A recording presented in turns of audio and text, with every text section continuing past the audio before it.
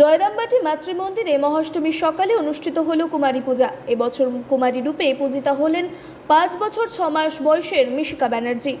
বিশেষ তাৎপর্য এই যে মিশিকার জন্ম হয়েছিল মা শারদার জন্মতিথিতেই।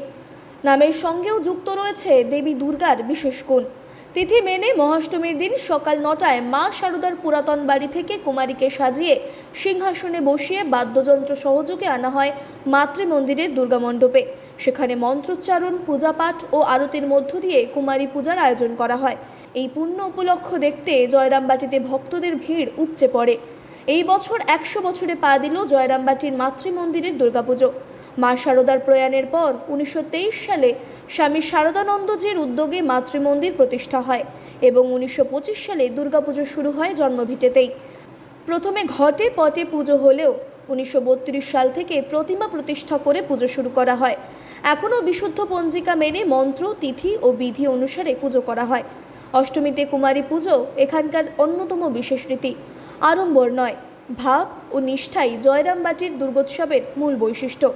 ভক্তদের কাছে এটি এক অনন্য অনুভূতি, মায়ের জন্মভিটেতেই আর এক মায়ের আরাধনা।